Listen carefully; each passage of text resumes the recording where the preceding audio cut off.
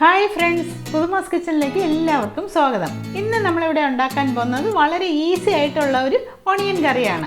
ഇത് എങ്ങനെയാണ് ഉണ്ടാക്കുന്നതെന്ന് നോക്കുന്നതിന് മുന്നേ ആയിട്ട് ഈ ചാനൽ ആരെങ്കിലും സബ്സ്ക്രൈബ് ചെയ്തിട്ടില്ലെങ്കിൽ ഒന്ന് സബ്സ്ക്രൈബ് ചെയ്തേക്കണേ. അതിൻ്റെ അടുത്തൊരു കുഞ്ഞ് ബെല്ലൈക്കനുണ്ട്, അതുകൂടി ഒന്ന് ക്ലിക്ക് ചെയ്തേക്കുക. എന്നാലും ഞാനിടുന്ന വീഡിയോസ് നിങ്ങൾക്ക് ഉടനെ കാണാൻ പറ്റത്തുള്ളൂ. ഇനി ഇത് എങ്ങനെയാണ് തയ്യാറാക്കുന്നത് നമുക്ക് നോക്കാം. ഇതിനാവശ്യമായ സാധനങ്ങൾ: ഒരു 3 സവാള ചെറുതായിട്ട് സ്ലൈസ് ചെയ്ത്, 2 ടൊമാറ്റോ ചെറുതായിട്ട് കട്ട് ചെയ്ത് വെച്ചത്, 1 ടേബിൾ സ്പൂൺ ഇഞ്ചി വെളുത്തുള്ളി പേസ്റ്റ്, 2 പച്ചമുളക് ചെറുതായിട്ട് സ്ലൈസ് ചെയ്തത്, 1 ടീസ്പൂൺ ഗരം മസാലപ്പൊടി, 1 ടേബിൾ സ്പൂൺ മുളക് പൊടി, 1 ടേബിൾ സ്പൂൺ മല്ലിപ്പൊടി,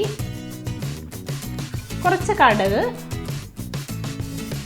ആവശ്യത്തിനുള്ള ഉപ്പ്, ആവശ്യത്തിനുള്ള എണ്ണ, ഒരു തണ്ട് കറിവേപ്പില. ഇനി ഇതെങ്ങനെയാണ് തയ്യാറാക്കുന്നത് നമുക്ക് നോക്കാം.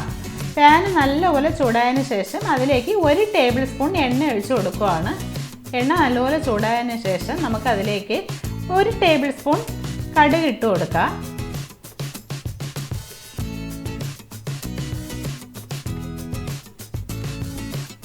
കടുക് ഒന്ന് പൊട്ടുന്നത് വരെ വെയിറ്റ് ചെയ്യാം. ഇനി നമുക്ക് ഇതിലേക്ക് 1 തണ്ട് കറിവേപ്പില കൂടി ആഡ് ചെയ്യാം. ഞാനിപ്പോൾ 1 തണ്ട് കറിവേപ്പില കൂടി ഇട്ട് കൊടുത്തേക്കുവാണ്. ഇനി നമുക്ക് ഇതിലേക്ക് സ്ലൈസ് ചെയ്ത് വെച്ച സവാള കൂടി ഇട്ട് കൊടുക്കാം.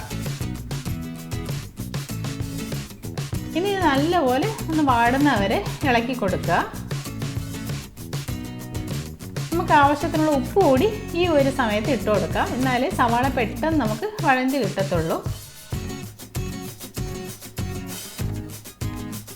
നല്ലപോലെ വഴഞ്ഞ് വരണം, എന്നാലേ കറിക്ക് നല്ല ടേസ്റ്റ് ഉണ്ടാകത്തുള്ളൂ. ഇപ്പോൾ സവാള വഴഞ്ഞ് വരേണ്ട താമസമേ ഉള്ളൂ. സവാള വഴഞ്ഞ് കഴിഞ്ഞാൽ നമുക്ക് ഇത് കറി പെട്ടെന്ന് അങ്ങ് ഉണ്ടാക്കി എടുക്കാവുന്നേ ഉള്ളൂ.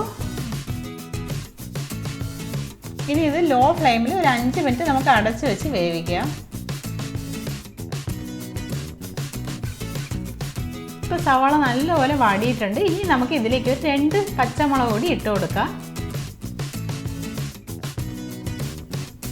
ഒന്ന് ഇളക്കിയതിന് ശേഷം ഇതിലേക്ക് 1 ടേബിൾ സ്പൂൺ ഇഞ്ചി വെളുത്തുള്ളി പേസ്റ്റ് കൂടി ആഡ് ചെയ്ത് കൊടുത്തേക്കുവാണ്. ഇതിൻ്റെ പച്ചമണം മാറുന്നവരെ നല്ലപോലെ അങ്ങ് ഇളക്കി കൊടുക്കുക.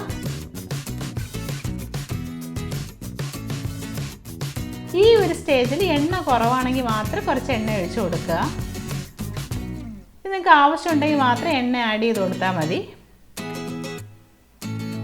ഇപ്പോൾ എല്ലാം കൂടി പച്ച മണമൊക്കെ മാറി നല്ല മണമൊക്കെ വരുന്നുണ്ട്.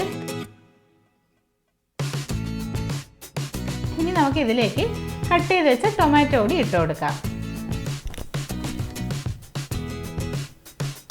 ഇതെല്ലാം കൂടി നമുക്ക് നല്ലപോലെ ഒന്ന് ഇളക്കി കൊടുക്കാം. ടൊമാറ്റോയും സവാളയും ഒക്കെ നല്ലപോലെ ഒന്ന് വാടുന്ന വരെ വെയിറ്റ് ചെയ്യാം. ഇപ്പോൾ നല്ലപോലെ ഒന്ന് വാടിയിട്ടുണ്ട്. ഇനി നമുക്ക് ഇതിലേക്ക് മസാലകൾ ഓരോന്നായിട്ട് ചേർത്ത് കൊടുക്കാം. ഞാനിപ്പോൾ 1 ടേബിൾ സ്പൂൺ മുളക് പൊടി ഇട്ട് കൊടുക്കുകയാണ്. 1 ടേബിൾ സ്പൂൺ മല്ലിപ്പൊടി. ഈ രണ്ടും കൂടി പച്ചമണം മാറുന്നവരെ ഒന്നുകൂടി ഒന്ന് ഇളക്കി കൊടുക്കാം. ഈ പൊടികളുടെയൊക്കെ പച്ചമണം മാറുന്നവരെ ഒന്ന് ഇളക്കി കൊടുക്കാം. ഇപ്പോൾ ഇതിൻ്റെയൊക്കെ പച്ചമണം നല്ലപോലെ മാറിയിട്ടുണ്ട്. ഇനി നമുക്കിതിലേക്ക് 1 ടീസ്പൂൺ ഗരം മസാലപ്പൊടി കൂടി ആഡ് ചെയ്യാം.